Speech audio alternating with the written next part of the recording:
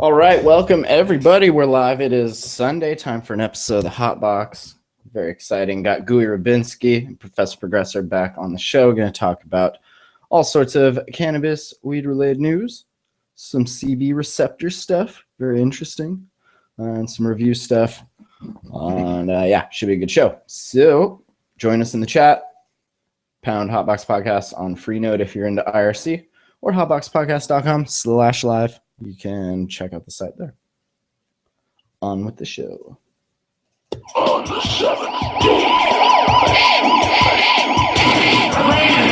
by a heathen devil weed marijuana. The terrors of tripping on pump. Be there! Scour the spaceways! Explore vast alien worlds! Tin right here contains the whole rigmarole. I used to smoke about an ounce of hash every day. And it made me go a little bonkers. Maybe if I occupy his mind with more duties, I can control his space. Hi, big fat doobies. Hi. Hi. What's up, everybody? Today is Sunday, September 20th, 2015. It's episode 165 of the Hot Box. I'm Matt. Joining me this evening, we got Professor Progressor in the house. Once again, what's up, Professor? Hello. Thank you for having me. Hey, good to have you back. Also going to get Gooey Rabinski on here in a minute. First one I mentioned, got a couple new weed reviews up. It's been a while. Over on StuffStonersLike.com. Check out the Dutch Treat and the Doctor Who. First time reviewing and smoking Doctor Who. Not bad. So those are up. And then also huge thanks to PhoenicianEngineering.com. They sent us over a Phoenician grinder to review. I got to tell you, this thing is like no joke. It's a medical device. So you may, depending on where you live, be able to get your insurance to cover it as a medical device. But it comes in like a sterilized bag. And then there's a sticker on the top that says Sharp. And when you open it, you realize why, unlike normal grinders that just have the little, grinder sticks in there, this thing basically has like Ginsu 2000 razor blades in it. It's really sharp. So you definitely don't want to like fish a seed if you happen to get a random seed in or like a stem, because the second you like put your finger in there, it'll probably get chopped off. So. Pretty awesome though. I'm filming a bunch of footage of like rolling joints and grinding weed up with it, and we'll have a full review and video over on Stuff Stoners Like for that. So, all right, let's get Gooey on, and we'll talk about some receptors, some cannabinoid receptors.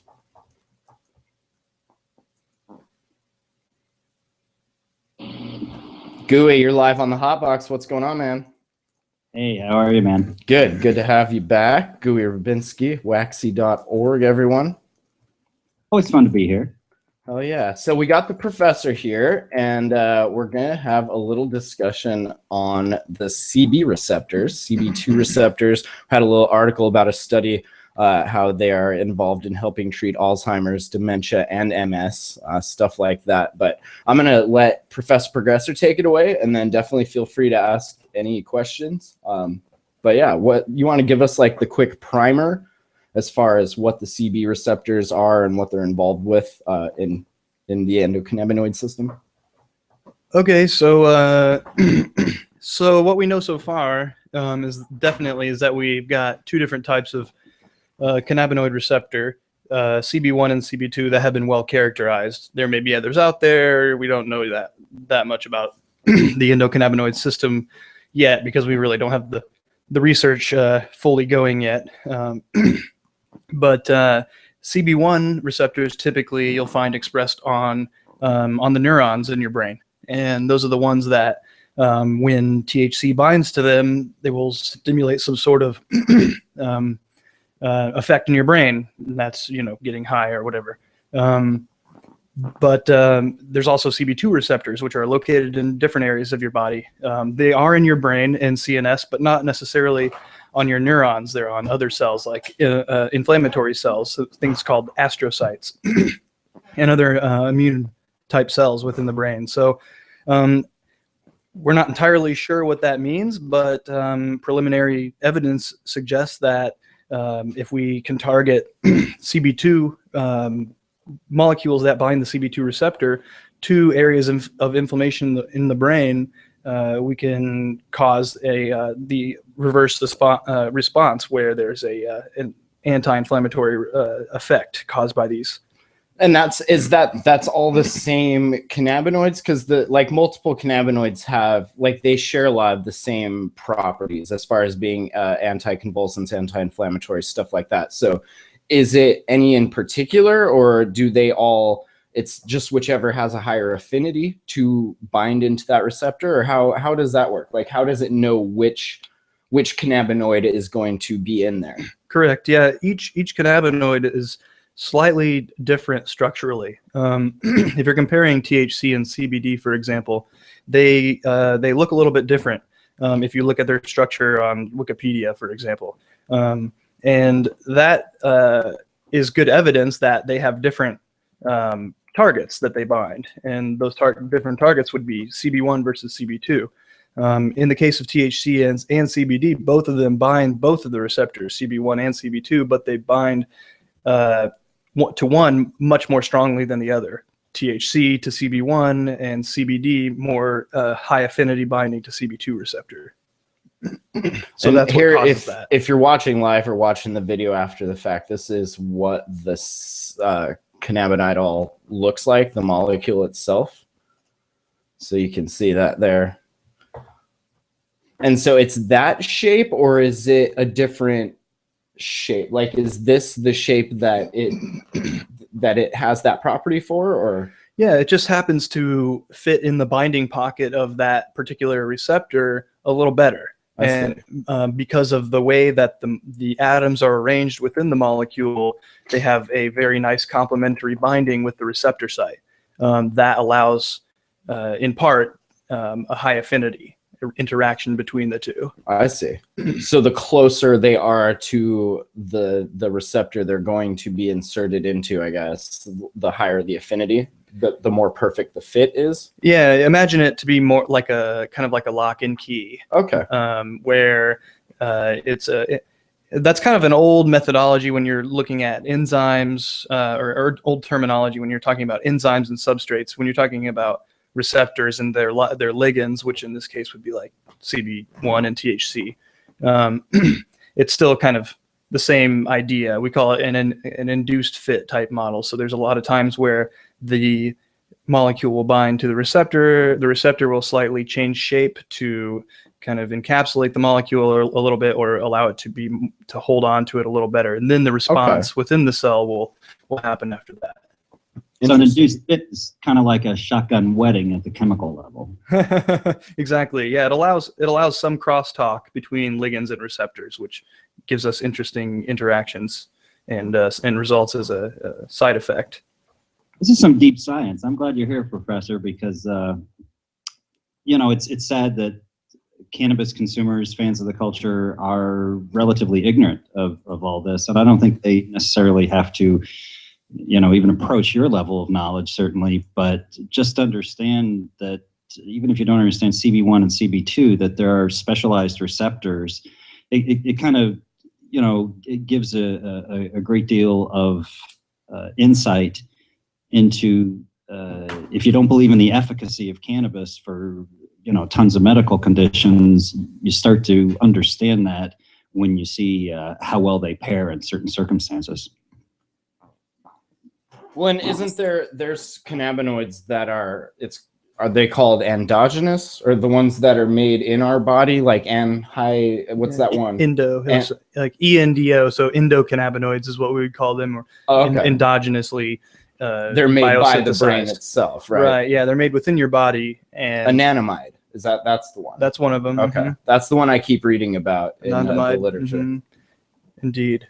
And so that kind of is more of it's like that whole meme about, like, you make things like DMT illegal. It's something that is produced in nature, in humans' brains. So you're basically saying that the brain is illegal. Your brain is producing these cannabinoids, or these endocannabinoids.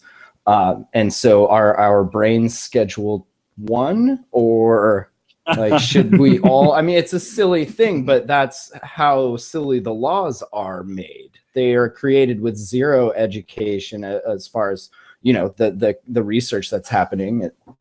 It's ridiculous. Yeah, there's definitely something that we can look at there when we're talking about the endocannabinoid system, and it's a pretty good indication, I think, that obviously we're meant to coexist with these compounds, and they're supposed to bind these receptors in our brain. At least that's my thought. I really feel like if we're making these compounds within ourselves for binding within ourselves and causing these same sorts of cascades that are triggered by THC. If you're looking at something like anandamide, which is an endocannabinoid, something that we make in our brain, then you use that as a model. You can look at that and say, okay, well, there must be a reason why we have these receptors in our brain, and evolutionarily at least. Well, it's not just in our brain, right? The endocannabinoid system is in other things, right? Other species, animals, stuff like that. Absolutely. I'm sure it goes well beyond just humans, well before we split into a variety of different species and so forth. Yeah, I've read that all mammals have an endocannabinoid system, and that's one of the reasons, especially just talking about Schedule 1, with the dearth of research in the United States, true clinical, double-blind research, that we're able to do and research on other animals like mice, rats, primates, and to get information that has a certain amount of credibility when applied to humans. Absolutely, yeah. Those are great models. When you can look at a mouse and say, well, it's a mouse, but when you look at it, it's a little different than when you look at the DNA and realize that it's a huge degree of similarity between ours and their genome, and that's why pretty much everything that we test on animals can be a very good indication of how it's going to act on humans, or how the human physiology is going to react to that type of situation. Does that only hold true because they have an ECS as well? Like, would you be able to test it on rats if there was no? No, not well. It wouldn't be a good model. The same. Yeah, if you're studying reaction. cannabinoids, you want to use a animal model that has the cannabinoid receptors expressed. Well, and even cocaine, for example, those are classic studies, right? Where the rat just keeps going back and hitting the button. They obviously have whatever receptor that, the cocaine or whatever that chemical is binding to. Mm-hmm. That's interesting. Absolutely. Yeah. We share a lot of similarities. I mean, down to the multitude of different receptors that we have. Also interesting, the web comic, the web cartoon, rats on cocaine. The only thing it sucks is it allows, the ignorant masses and those who are very uninformed when it comes to any cannabis or even overall health issues to say, well, what the hell does a rat have in common with a human? How can that be a valid study? They're just a bunch of idiots. Those researchers should just smoke another joint, idiots. Hey, Gooey, we did not come from monkeys, all right? Hell no, Jesus won't know. You call Jesus a monkey? UPC, bro. UPC, bro. New South Park. Oh, so good. We're going to get some angry. I know. I'm going to forward them all to you. Get the rednecks and the Jesus freaks, and then we're up shit creek. That's all right. They're one and the same. I shouldn't say that. So you did some of this studying in school, yeah, Professor? What were you specifically going after? You weren't doing Alzheimer's or dementia studies like this one was doing. No, I wasn't looking at that per se, but same receptors, right? You were involved with the CB1, CB2 receptors? Definitely the same receptors, but another commonality is that they're both, potentially inflammatory diseases, or at least partially caused by in some sort of inflammation. So do you think are any of these possible side effects from underused endocannabinoid systems that just over time this sort of problem has built up to where we maybe at one point needed these cannabinoids to give us those, to the anti-inflammatory effects, and that kept us normal. And so after all this time of not having it, maybe our brains have eventually gotten a little swollen along with our egos, and we start to have diseases like this. I mean, I think that sounds like a really cool idea. I don't know if there's any No, any there's data to not. back that up, but yeah, it's hard to say right now. I mean, we are pretty sure that a lot of these types of diseases are caused by aggregations of proteins and plaques and things like that. Basically, cellular waste. And From the breakdown of well, it's not the breakdown, but it's a misfolding protein. So when there's a small defect in the machinery or in the coding that codes for your proteins, ultimately, that can cause the proteins to be spit out a slightly different sequence of amino acids, and that causes the proteins to fold a little bit differently. And if they fold in a certain way, they can aggregate and form these long chains of proteins when you just want them to be individual proteins. Right. But And then that's how cancer, it just gets out of control well, from there. that's more like a neurodegenerative disease. Oh, okay. Something you would see, Alzheimer's or something like that. But a lot of these types of aggregations that you see, there's a very strong possibility that anti-inflammatory treatment would be a good way to clear out some of that cellular protein waste that is causing these, or potentially causing these, neurodegenerative conditions. So if we can administer cannabinoids that are anti-inflammatory in nature, like CBD, then I think there's a good possibility that you might not only be able to get around some of the nasty side effects of having these diseases, but also maybe even chip away at the cause of the disease itself. Aren't the two, Professor, aren't the two greatest efficacies, if you will, effects of cannabinoids overall, pain relief, anti-inflammation, rather? Correct, yes. And is that due to the targeting? Or it's due to which receptors they decide to bind to in your body. So Okay. CB1 is really good at the whole painkiller effect. It's an anti-nociceptive receptor in certain parts of its downstream, effects, whatever it does once it's bound to. So yeah, I think so. I think that's a good way to look at it. Really, I mean. You want these kind of binding at multiple sites within your body, both CB1 and CB2, to get your anti-inflammatory and your anti-nociceptive effects from it. Exactly. I read a couple of months ago that inflammation played a big role in cancer, which was something I was not aware of at the time. Is that true? That is that's seeming to be the case. I try to keep up on cancer literature as best I can, and it seems like there are a lot of inflammatory type cells that invade cancer tumors, and those are a lot of the reason why it's so hard to treat these certain types of cancers, because they've been overrun with these immune cells, and they don't do anything other than just sit there. Because once they get into the cancer, or into the tumor rather, the cancer cells send out certain chemical signals to these immune cells that are within the tumor, and they basically cause them to go into kind of a dormant phase where they don't really cause any anti-inflammatory effect anymore. And as a result, the tumor just continually gets larger, and these these inflammatory cells do nothing to keep that from happening. So the cancer puts a freeze ray on the good cells. Pretty much, yeah.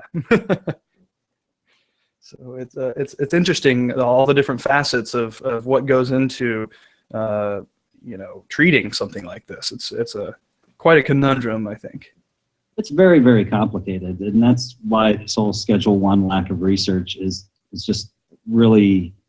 I know you said it several times, Matt, but it's just politics and complete bullshit, because this is extremely complicated, and we need as much research as possible, considering that there are lives on the line. There's people in pain, there's people dying, they're terminal, and this helps them out. And yet we got dumbass politicians in D.C. who, are more concerned with buying their fourth house and their seventh car than helping these people who are suffering.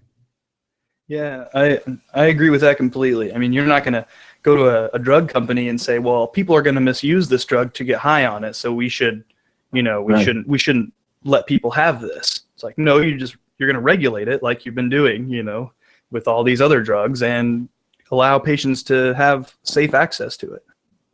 Right. I feel like whenever the drug companies are told that, like secretly in the background, they're like, yes, like unintended consequences of making more money. That's all good here.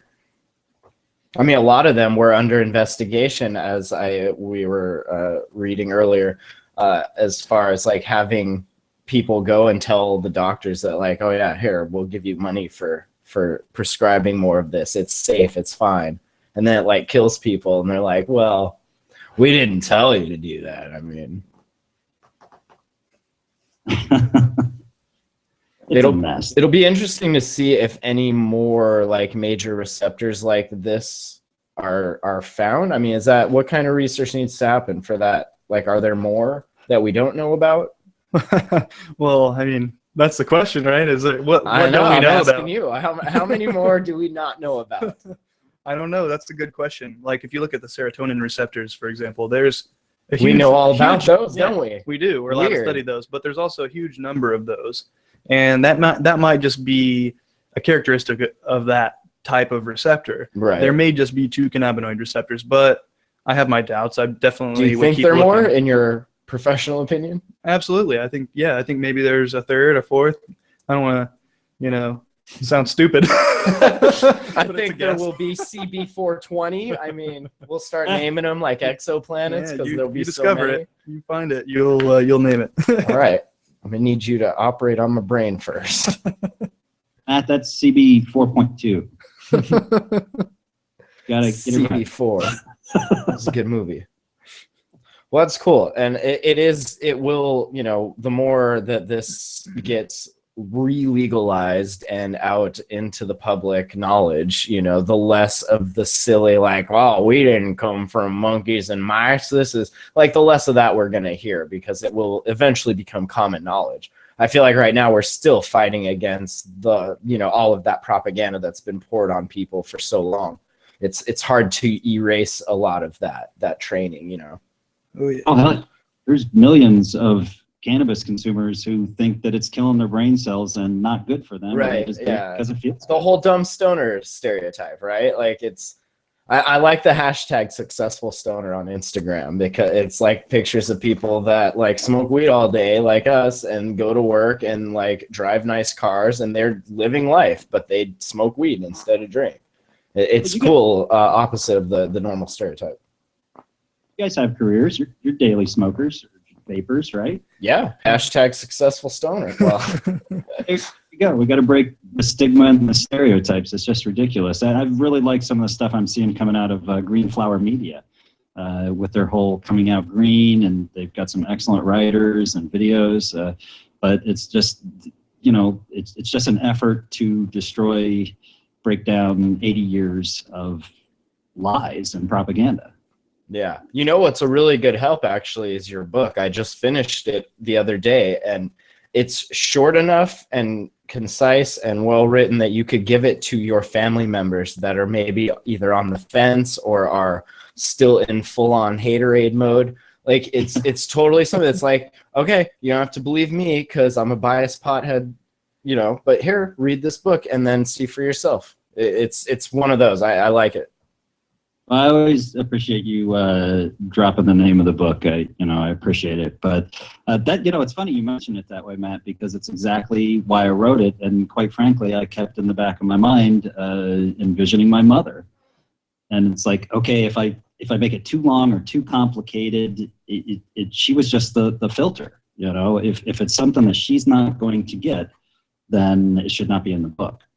That's awesome. And things that you find yourself repeating over and over. It's like, I should just write these down. Next time I have to tell someone, I'm just going to hand them the damn book. Right. Problem solved. I saw this the other day floating around Facebook. It was an article on Motherboard about how scientists have hacked yeast to make THC. But then, of course, the hard part is scaling that up to produce enough THC. Do you have any genetic engineering information for us on this?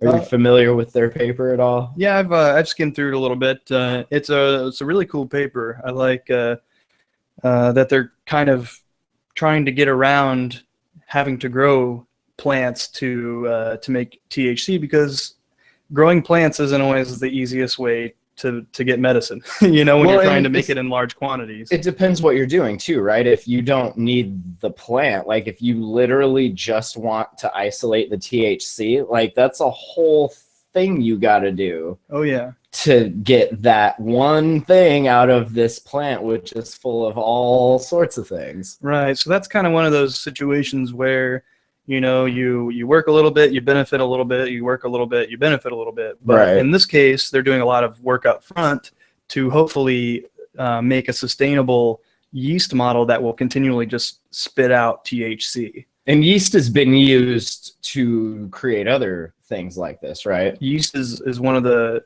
like one beer. of the first best models to do it in because it's so simple, single-celled organism. It just likes to make things, or what's its deal? Well, you can easily insert extra DNA into it using whatever technique you decide to. A tiny needle and a drop.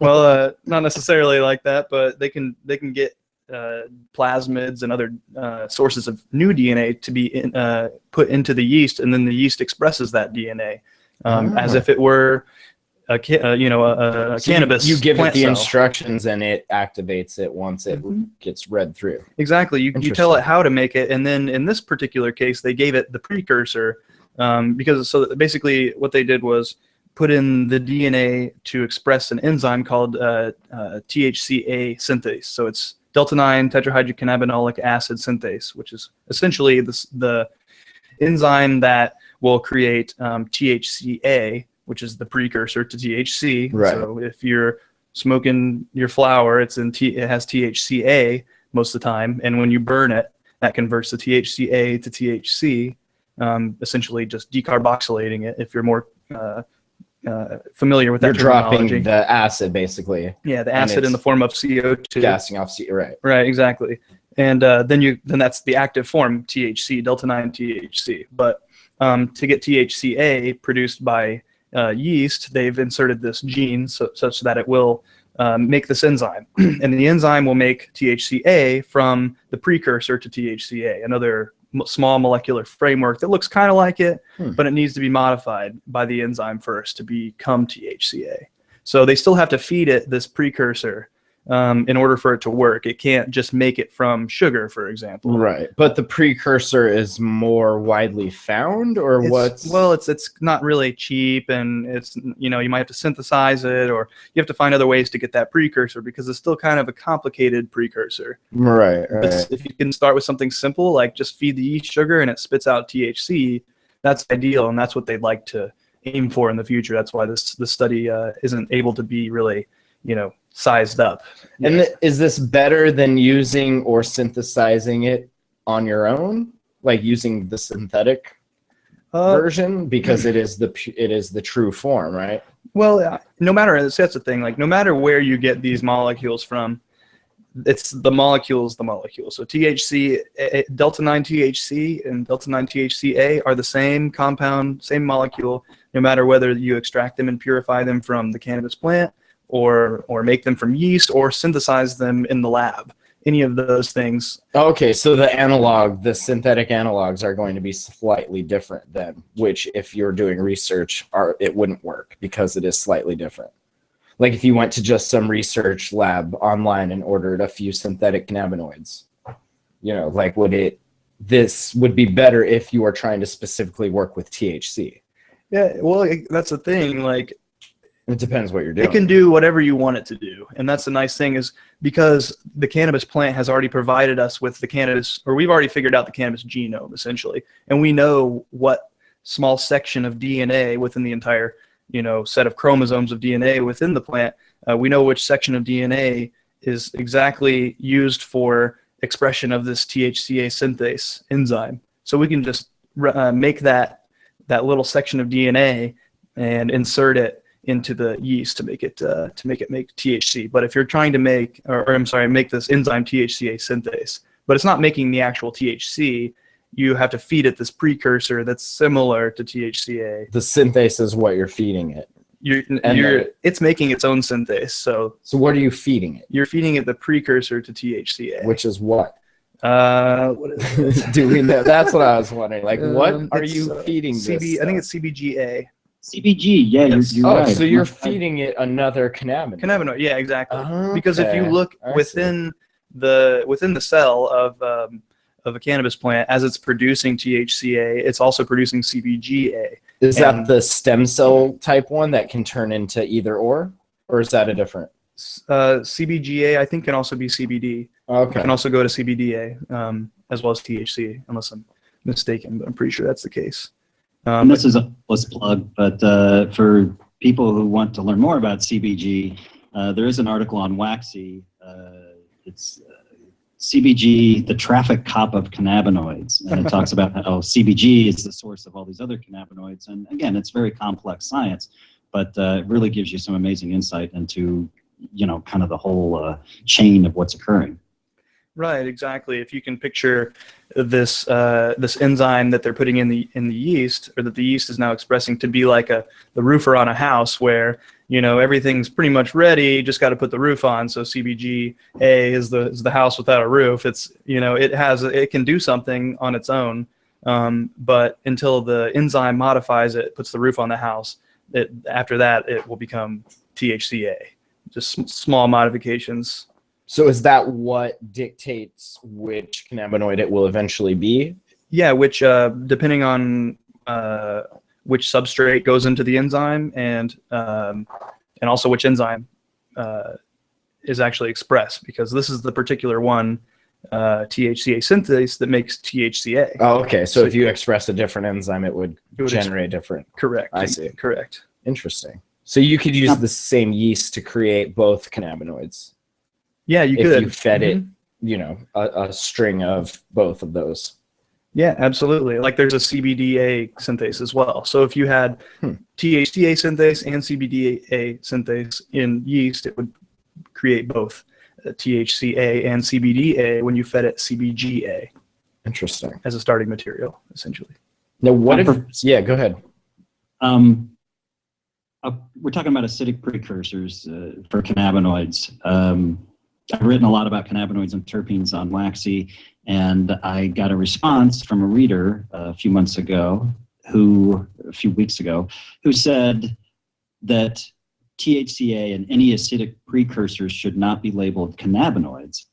And he felt very strongly about this. He told me that I was, in private communications, that I was wrong, and that I really needed to go back to it. In all positivity, I said, so what's your source? And he said, well, I don't read all that specialized stuff because, he goes, I consulted the dictionary. And I said, oh, I see, the dictionary. Yeah, that's very specialized when it comes to cannabinoids.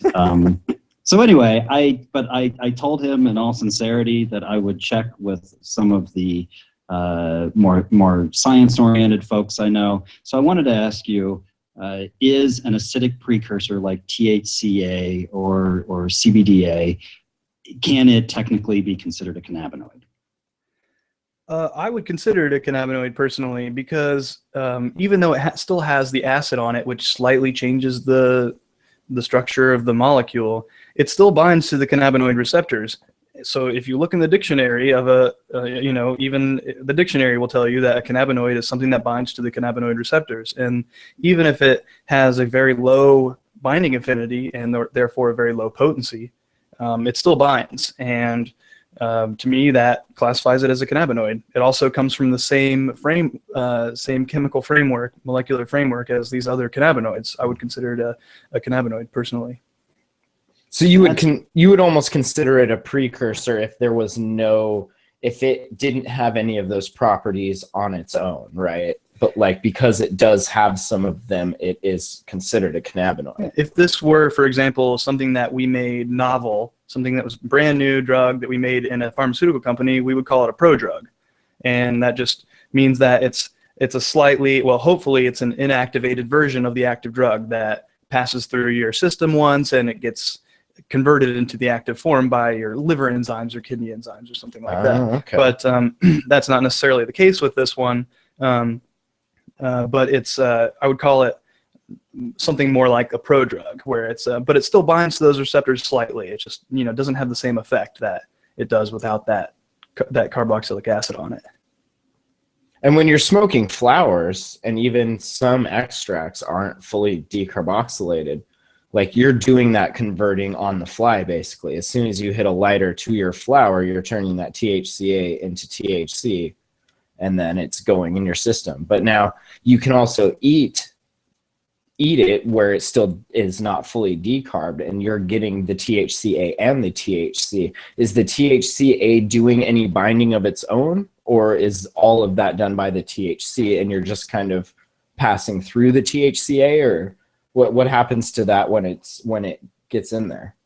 Well, yeah, I think you're mostly going to bind THC, because that's going to probably be, if it's an edible, I imagine it'll be in a pretty high amount. So yeah, you'll have plenty of THC to fill a wide variety and of so your the receptor A will sites. just pass. And the THC probably won't really have the opportunity to bind, because there's going to be a lot of competition with THC. I see. So and that has the higher affinity. That's got a much higher affinity. So as Okay. it's going to not bind nearly as often as a result to those receptors. But who's to say that THCA rather doesn't have an effect on another receptor, or when it does bind, it causes a response that we don't really know about yet, that we don't really notice or know how to measure. Something the carbolic acid is triggering that the THC obviously doesn't have, so that trigger is not there. Well, both CB1 and CB2 receptors are called G protein coupled receptors, and when the ligand that binds them, when the molecule like THC binds them, that causes the response within the cell. So it has a cascade of proteins that will cause other proteins to do things and other proteins to do things, and it's just a very complicated pathway. So it's hard to study because of that, and we can't really say whether or not THCA is causing some variance in that pathway that we can't measure yet, because we haven't done the research. We need more research. Right. We need more weed scientists. If you're in school right now, you ask your counselor how to become a weed scientist, and he'll point you, he or she, PC, brah, he or she will point you in the right direction. Now, Professor, is it true that the acidic precursors during decarboxylation, that the heat causes it to lose a carbon dioxide, and that's really the only difference in chemical structure between the acidic precursor and the follow-on? Is that true? That is absolutely correct. Yeah, all you're losing is a CO2, carbon dioxide. It's basically, when it's attached to the molecule, it's called a carboxylic acid, and it's carbon, oxygen, hydrogen, COOH. And when it leaves the molecule, when it's basically when the heat causes the degradation of that CO2, and that leaves, the hydrogen will attach back to the ring where the CO2 was at, and so you just lose it as CO2. So basically, thus able acidic precursor. Acidic, exactly. Acidic is the carboxylic acid. Short story long. Is there any use for that, like on its own? Does it have any, or do we find it in other things like that? I have high hopes for THCA and other acidic precursors. I think at the very least there's something out there that we haven't found yet that they're good at doing. So I think they're potent compounds regardless. Because we just talked about the only difference is that CO2. Right. In a much larger molecule than just CO2. That's just a tiny part of it. So when you only, you cut off the finger, of that molecule, just a small piece, and who's to say it's not going to still be able to perform very well in what it's doing.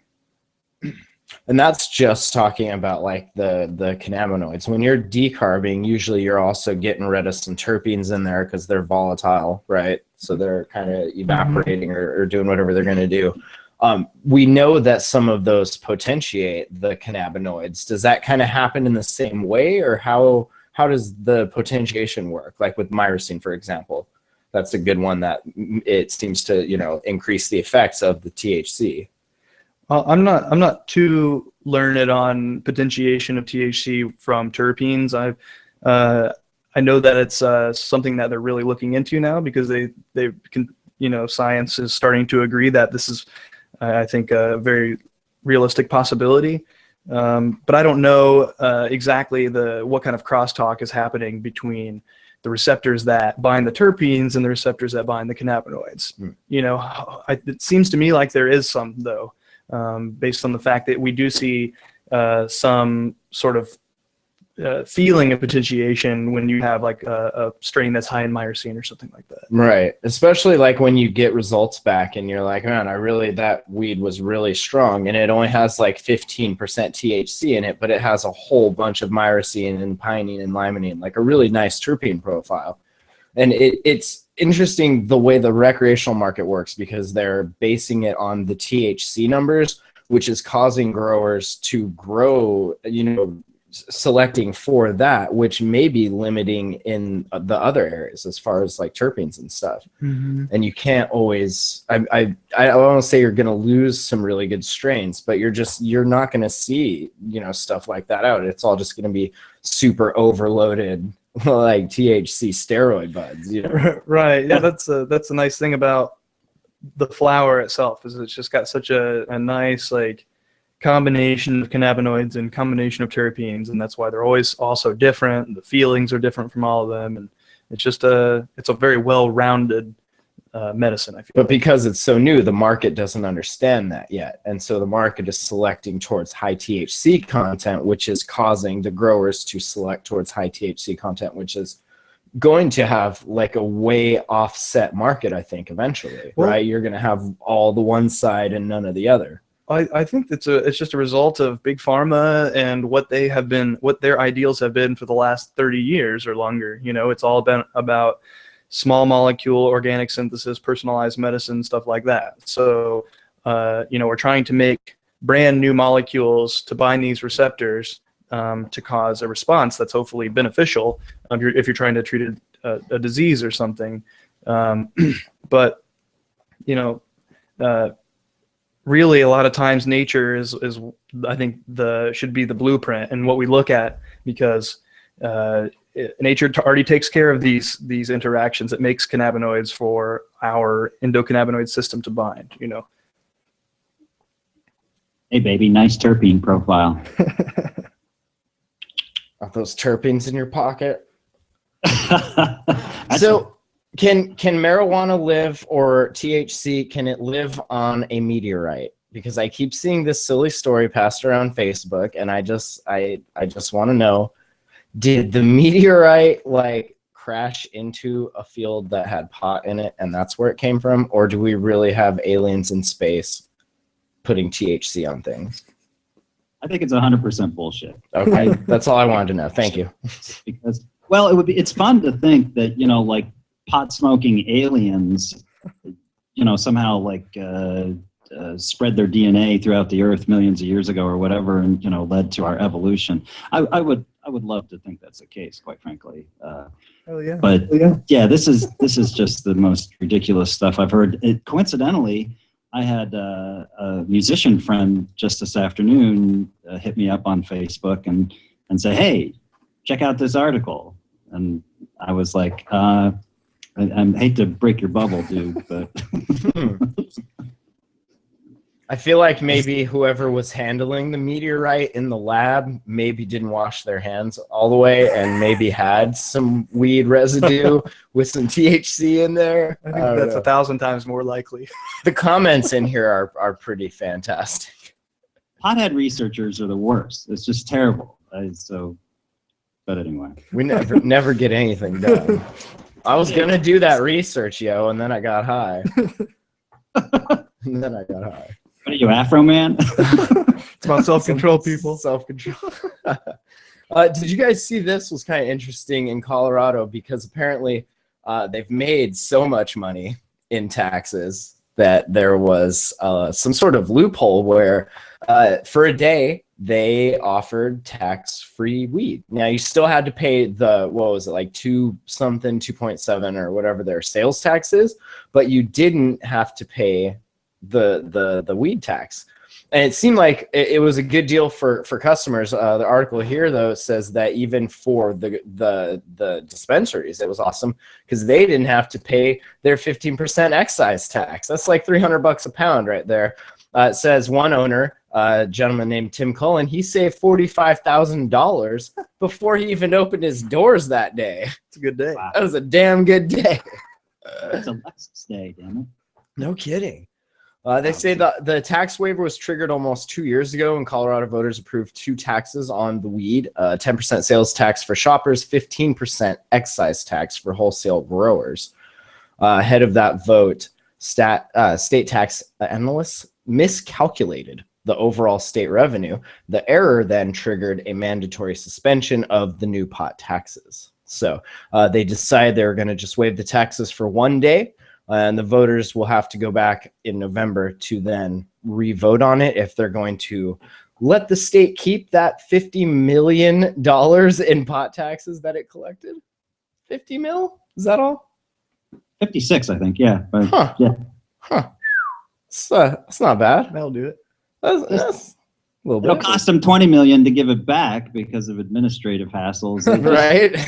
Guys, and just quit sticking with the pot smokers, but just keep the $56 million. And it's gone.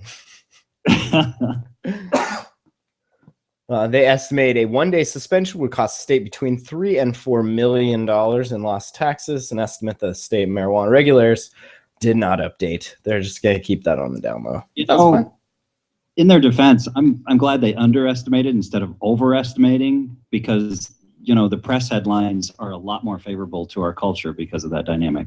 That is true. If it was like Silicon Valley stuff and the analysts are like way over inflating everything, yeah, it would have went the other way for sure. Apple underperformed. Holy shit. Yeah. Oh, they only made more money than the whole country is worth, but that wasn't what we expected. So, bah. $3 billion. What's wrong with that? Our computer algorithms say sell, sell, sell.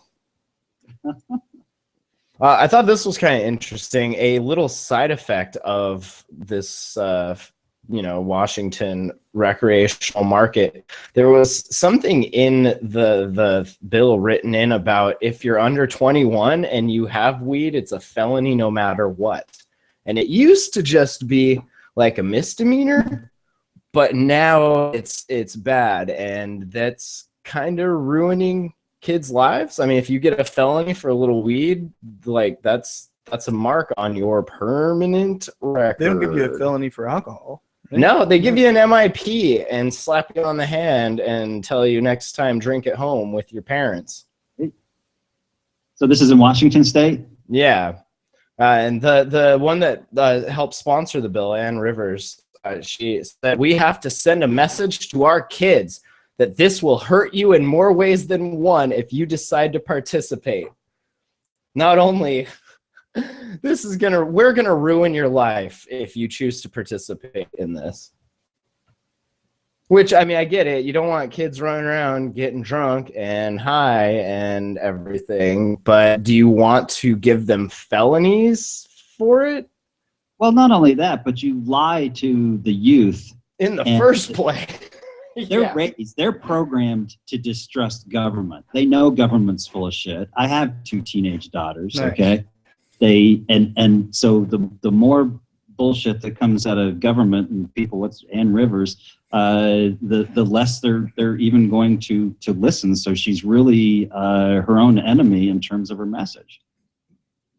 Yeah, Definitely. they're saying it is an awfully high price, for few people to have to pay for faulty legislative work. If I knew it was a felony and I was younger, I would definitely be way more careful about where I was getting my weed from.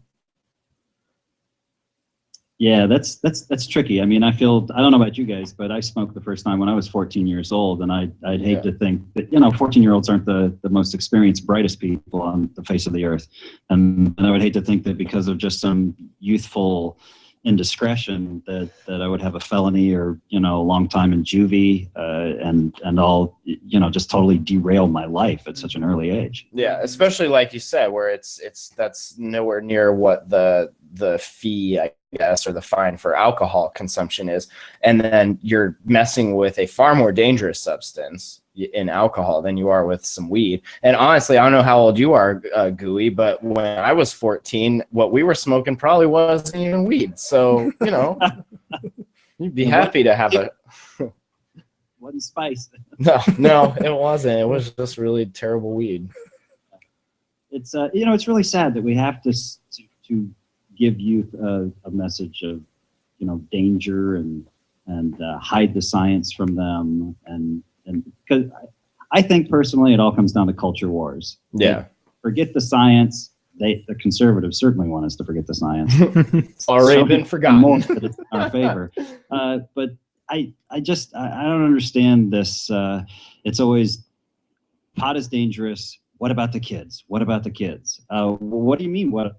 Unless you tie them up in your basement, they're going to go out and they're going to do what they want, and they're going to mimic you to a certain extent. And if you're a booze hound or smoke too many cigarettes or just have whatever unhealthy habits, today's youth are very, the millennials are very tapped into social media. They have information at their fingertips, like at least me when I was a kid couldn't have imagined. And since the library was not the hippest place for us to hang out when we were, teenagers or whatever, we were pretty ignorant, right? And then along comes this great information network of the internet, and these kids really know a great deal more than we think about this. And that's why I love sources like Waxy and Medical Jane and Greenflower Media, because it's just a Google search away.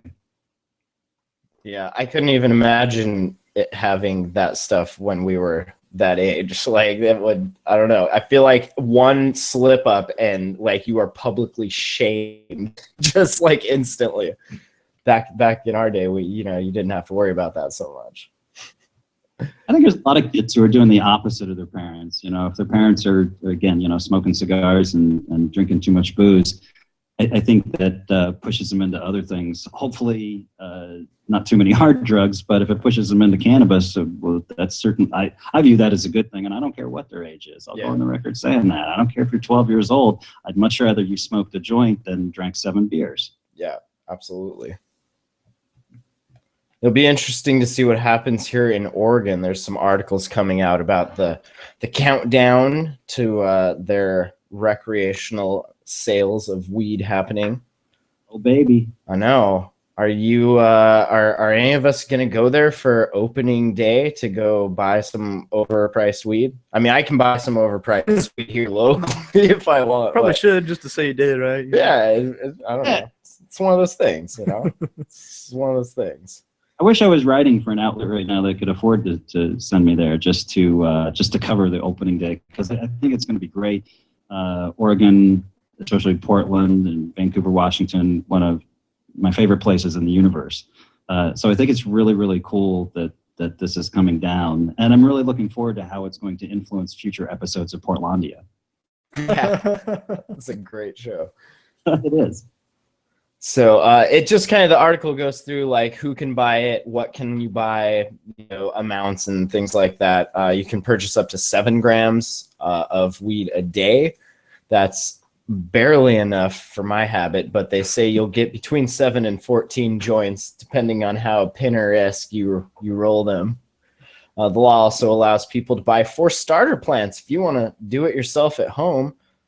Dispensaries are allowed to sell up to 4 plants to the same person, and that's starting October 1st through December 31st of 2016. So if you want to get your plants, get them in before 2016. I think it's a little weird. Set limiting it to 7 grams like that to a quarter ounce. Yeah, it would be much nicer to see something like in Colorado where residents can get a full ounce, and because that's 7 grams, that's the limit for tourists in Colorado. What is 7 grams though? Like, what am I gonna do with that? You're spoiled, and I don't want to hear about it. No, I'm just saying, like, that's like a teaser, That's like, oh, hey, I got this cocaine, but oh, there's only one line. It's like, well, what the fuck am I gonna do with that? Get out of here. Hey, I grew up in a prohibitionist state. Me and my spouse could stretch 7 grams, consuming daily. Fair enough. We could stretch 7 grams for 7 to 8 days. Oh yeah. Consuming daily. Okay, so I'm sorry. I'm not going to weep for you, even though I do feel your pain. No, hey, here our overpriced weed comes in at least ounces if you want. You can get ounce here. I feel like it's a weird number though. Like they threw darts at a board. Like at 8 grams, it turns into heroin, or I don't understand. And the 4 plants, like if you get 5, do they become like sentient and get angry because you're smoking their brothers and sisters? Like I don't understand the numbers. Like who pulled those out of whose ass? Well, I think the 7 grams, it's a quarter. I mean, I grew up in a prohibitionist state. I've spent most of my life in prohibitionist states where, you know, if you go out and buy something, typically you're getting a quarter. And in fact, a lot of black market dealers will look at you funny if you ask for 1 to 2 ounces because they start thinking you're a narc or, you know, like, no, this is my corner. You cannot sell dime bags on it. I will sell you dime bags, but you cannot sell. Yeah, I don't know. And they're going to do concentrates, right? Maybe sold only to medical marijuana patients and caregivers, because as we know, the concentrates are not recreational. Not what? In Oregon, concentrates will not be recreational? That's what it says. Marijuana concentrates, what? known as extracts or hash oil, may be sold only to medical marijuana patients and caregivers. Marijuana-infused foods and topical products also cannot be sold to recreational shoppers. Only That's flour. ridiculous. Wow. Economy. Now, they say probably sometime next year, the Oregon Liquor Control Commission will determine when the concentrates, extracts, edibles, stuff like that will be available to rec consumers. They'll probably roll medical right into recreational like they are going to do in Is that Washington. the setup for that? I mean, isn't that inevitable eventually, especially if I don't know. I feel like you would competition. create twice as much jobs and industry having both. There's no reason you can't have both. Hold one to a higher standard, obviously, because it's medical, as far as pesticides and stuff like that, as we've seen lots of articles discuss, you know. But I mean, I feel like in an ideal situation, you would want patients and medical patients and recreational users to both have the access to the highest degree of quality. Of course, you'd always want the highest common denominator, but maybe put them under the same regulatory structure and you'll get that, you know, the one that's more stringent of the two, and you're going to get that, I think. But it's also just complicated, you know, it complicates everything, and the more complicated shit is usually the worse. I feel like if you're getting high for fun and you want to smoke some bugs, then go ahead. But now if you're getting high for cancer, you know, you maybe want bug free, unless those bugs have anti-cancer properties. Then maybe you want the bugs. Good bugs. Good You mean bugs. like a roach? A roach. Awesome. You said it. I mean, set them up and knock them down all night. I have to agree with the professor. I think keep it as simple as possible. Government is infamous for just making things too complicated, too expensive, taking too long. And I think in all avenues of life and work, we need to keep things as simple as possible. So I'm kind of on the side of just, yes, take those medical stringent standards and just apply them across the board, because this is stuff you're putting in your body, and it's every bit as important as corn or water or ground beef. Yeah, we're starting this industry. No GMOs. Yeah, we're starting this industry from the ground up. You know, in 2015, 2016, it's like, what year is this? We need to start having higher standards for our food, and Damn, you work two in ground up and higher standard. You're getting good at this. Thank you. I like that. I like that a lot. And of course, there is no tracking system. It says, you can go to another shop and buy 7 more grams. And, eventually you'll build your Cadillac from parts that you took home from your job. But you can get your ounce. You just have to visit 4 different shops, allegedly. Away the stoner secrets. I'm just reading the paper. The subject right now. So, moving on. It's conservatives. They're listening to you like crazy. I'm sure they turned it off a long time ago. They were listening. Listening right now, and I want to tell her to kiss my ass. Hell yeah. I'll sign off on that. So, well, it'll be cool. You'll be able to go there and get weed, even though it's not that much. Oregon sales tax, not for a while. They say the state will begin collecting 25% on the rec sales, but that starts January 2016. So you got a time to stock up your 7-gram stops before they're taxed. So right now, people are guessing about 10 to 15 a gram. So you're buying dime bags. I think $70 quarter.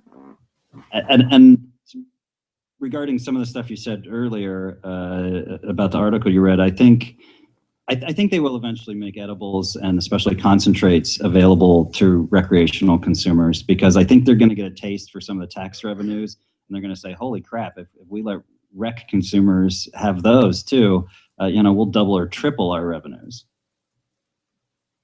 And this is interesting too, that if you're a medical marijuana patient and you're not 21, if you're at least 18, then you still can purchase your medical marijuana at a dispensary that is selling recreationally. So it sounds like they're going to have both. So your shop can sell to either or depending on the credentials given. Well, depriving recreational consumers of great products and safer products safer products like concentrates hopefully is just it's really a stupid thing, and it's only going to lead to diversion. There's going to be people, I've heard about that live resin, I've heard about that wax, I've heard about that shatter, I got to get me some of that.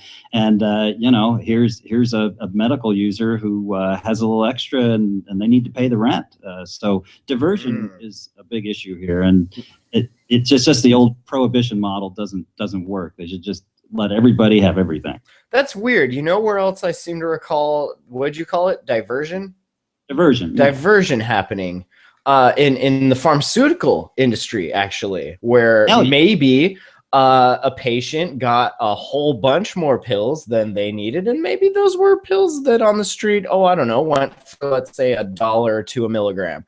And let's say maybe that person's on a fixed income. Those pills are going to get diverted to the person that has the most money that will, keep coming back. And that happens all the time. I mean, look at the epidemic for things like OxyContin and shit. Like, it's out of control. Yeah, there's a reason they call Oxy hillbilly heroin, and if you're impoverished, and again, you got to feed your kids, you're going to divert. You're going to sell it, and you're going to make a little money. I remember my brother had his gallbladder out several years ago, and it's, the technology's gotten to the point, it was outpatient surgery. He was out by 11 a.m. It was probably drive-through. Probably. They just kind of reached in the car. Yeah, it's like a car wash. You just roll through, and they're like, oh. But I bet they sent him home with the good shit, didn't they? Well, that's my whole point. When he was walking out, they handed him a bag of 100 oxys. Shit. And he was feeling fine. He really wasn't feeling it. And said, if you need any more, you just let us know, because we want that free trip to Hawaii from the pharmaceutical. That's right. Purdue Pharma, man, they hustled that shit. He's a fan of the culture, and he tried one just out of curiosity, and he the other 99. Fortunately, he's in a financial situation where he didn't need to sell 99 pills. That's not his lifestyle. And they went down the toilet so his kids wouldn't get their hands on them. But damn, just burning tells money. You the state of the situation. That's drug abuse right there. Well, yeah, no, toxic. Abuse. Terrible. That's true. Poison. No, I mean, that's the stuff that gets kids hooked on heroin. You find your parents' oxys in the cabinet and try a few and can't find any more, so you find what you can find. And so you're like, hey, Mom, where's the rest of the dope at? When are you going to see your doctor next? Because I don't know if you know this or not, but you're all out. You ran out. When I say you, I mean we ran out. But yeah, and it's a huge difference too, because when you have that sort of diversion and then it gets cut off, people move to heroin, and that had a greater negative effect on the society that happened in. Which is all over the country. In cannabis, like if you can't get that, you're not going to switch to the more deadly, like it's just like, oh, okay, I'll just wait till whenever I can get it next.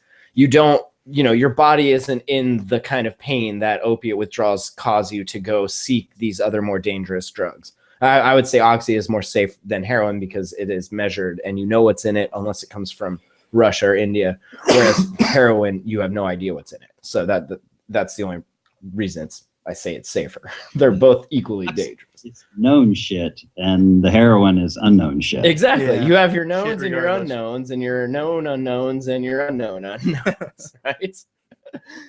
Know what you don't know. Right, exactly.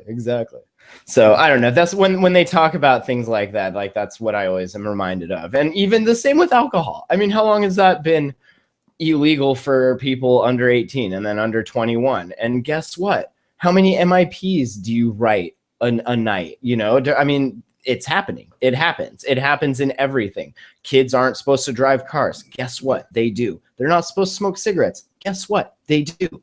It happens. Like you cannot, and you can't cling to that as the reason to be like, oh, well, we're going to be more strict on weed because we can't have it getting diverted. Yeah, and this kind of goes back to what we talked about last time.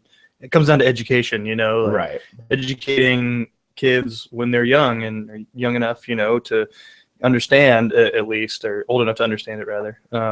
But yeah, you start, you know, in school, and if it's not in school, the parents should do it. Either way, it should be education about, you know, hey, this is what it might do to you. You know, if you know, maybe wait till you're older to use it. But if you feel like you want to use it, go for it. You know, but don't be like, here's reefer madness. This is exactly what will happen to you. And Right. then, you know, they're going to be like, well, you lied to me about that. So I wonder what else you lied to me about. Yeah, kids are pretty smart these days. They'll pick up on some of the science if you try to throw it at them, you know. My kids are teenagers, and now that I work in the cannabis industry, I kind of came out to them. I don't think they were surprised. I think they knew. Kids are not stupid. Right. You know, Like, yeah, Dad, we know. no, Dad, I never smelled weed in this house. What the fuck are you? That's But awesome. hey, when I kind of formally came out of the closet, you know, even it was hilarious. I showed him my volcano vaporizer, which traditionally kept in the basement. Now I'm Well, jealous. Spaceship. our mom and dad go into the basement all the time. What the hell's up with that? And I showed it to them, and they were all looking at me. And I said, come on, you've seen this thing before. I know you've been down there. And they said, yeah, but we thought it was like the bottom part to a lava lamp. Whoa. That's a pretty good guess, actually. Yeah. I said, well, then it's a $500 lava lamp because, you know, but I showed, you know, and these kids I did not rock their world at all. They basically were like, why is this a big deal, Dad? Because Yeah, and this is marijuana. They're like, ooh, big deal. And I was pleased by that very much, to know that they're, you know, the reefer madness bullshit they get in school, DARE, whatever, had not made a large impression upon them. it skips a generation, I think. So my kid gonna be stealing my weed? That's good. Maybe. I'll tell you what, though, man, if my dad came out and had a doper smoking piece than I did, I would definitely have to re-examine my life as a teenager. That's pretty cool, though. It's got a volcano. Oh, well, here, you want your bag back. Careful how you say it. That's right. They also say if you're on probation, you won't be prevented from buying marijuana, but whether you may possess it is another question. Probation agreements, of course, require people usually to comply with these laws as far as taking drug tests, things like that. So just because it is legal, it may not be legal for you, depending on the contract you signed with your probation officer. And I do, before we wrap this up, the last one, I find this very amusing that they specifically put this in here. So it says, I live in Idaho and plan to travel to Oregon to buy recreational marijuana after October 1st. What do I need to know before taking my purchase back home? Don't do it. What do I need to know to properly traffic this weed back into my shitty state? Well, let's see. They say that's a very bad idea. Quote, our law is very simple in Idaho. We live by God's law here. Now, in Idaho, regardless of whether it's legal in a different state or you have a doctor's note or a prescription, I don't give a good goddamn, okay? It is illegal to possess any amount of marijuana in the good, God-fearing state of Idaho, okay? Now, possession of up to 3 ounces of marijuana, that's just going to be a misdemeanor. I'm going to let it slide the first time. I'm going to take your weed, but you might get a year in jail. Now, if you have more than 3 ounces, that's felony. So if you're going to traffic, keep it under 3 ounces. Now, even if you don't have marijuana, but you have a pipe or other paraphernalia used to consume marijuana, that is also a misdemeanor. So, you know, you can go to jail just for the paraphernalia. Wow. Idaho, what happened? Your potatoes, so good. Everything else, not so much. I'd like to say their advancement is about 1850, you know, but in 1850, weed was legal. That's true, right? I gotta say 1940 instead, you know. I maybe it's the states that came in after Prohibition. Is that possible? I think it's evangelicals. It's just all these bloody evangelicals just fucking it up for everybody else. I agree. The more harsh a city or a state is on their cannabis, the more corrupt and evangelical usually the council is. And we should mention good news coming out of Clarkston, Washington. It sounds like they got a couple of the shops reopened. So it sounds like they're starting to finally win the good fight there against the corrupt city council. That was just, I mean, it was despicable. I mean, you can hear the frustration in our friend Nathan's voice on those episodes where he's talking about it. Like, it's just, it's insanity. So. Is that the one where the guy fell asleep? Yeah, the city council guy. Yeah, that's that place. Yeah. I'm telling you, it was Brazilian hookers the night before. You know it was. We're going to pass around this offering basket because I was just informed our Brazilian hooker fund is getting a little low. If you could feed the kitty, we'd all appreciate that. So to speak. So that's good. We'll definitely be getting Nathan back on the show to talk about Canna for Life and what it was that put it over the edge and got it to drop. I don't know if they dropped the lawsuit. See, I need to get him on so we can talk about it more. But I do know he's back at work and loving it. So he felt like it was a trap almost. He's like, we've been fighting for this for so long, and I almost feel like they're baiting us into something, you know, like now we have what we want. Like he felt like it was a trick. That was something I saw on Facebook. I think it's good information for you to get out in any way, shape, and form you can, because it can be of value now that more and more states are coming online with recreational, and it can be of value to other communities who are going through similar situations. Oh, absolutely. This is getting repeated all over the place. You know, this just happened to be one that was somebody I knew. So, you know, we could talk about it. But yeah, we'll definitely catch back up with Nathan next time and see what's what there. You got any articles you want to mention over on Waxy? Anything you've published recently? I did a blog post this weekend about some time I spent in Canada, up in Toronto, about 10 years ago. So it's called Preaching to the Converted, and it just kind of came to me this morning when I was drinking too much coffee, and I think. There's just, I love writing about the cannabinoids and the terpenes and everything, but sometimes you just want a little change of pace. So I enjoyed writing about that. But on Waxy, we're trying to build out the knowledge base with articles about major and sometimes minor medical conditions. We had one come out last week on epilepsy, a long form article, and we're knocking out more of those too. And I want to say thank you to you, Matt, for providing me with some dab rig photos for an article that's going to publish either tomorrow or Tuesday on Waxy about concentrates. And It's also a long form article. And then right on the heels of that, we already published one about live resin. Live resin is some pretty cool stuff. I know we don't have time to talk about it right now, but I'm very excited about live resin. I've never had it, and so I'm looking forward to getting my hands on some. Live resin's good stuff. Can you just real quick summarize what live resin is? You. Yeah, Greg, you know. Me? No? I know. Is that the flash frozen stuff? Super cold, doing it cold and fresh right off the plant. Yeah, basically get the trichomes off the outside so you're not letting the solvent permeate into the cells and of the something plant. I learned, I thought it was only CO2. You can actually do a live resin in a BHO. You just have to keep things, really cold. Right, keep it cold, and actually it's really cool because it preserves a lot of the terpenes, and the color is nice and transparent. Yeah, it's beautiful golden yellow. It's awesome. Gorgeous. It's wonderful. And tasty. Tasty for sure. And Probably depending on how, if it's usually not fully decarb, if I'm correct. I'd have to double check that.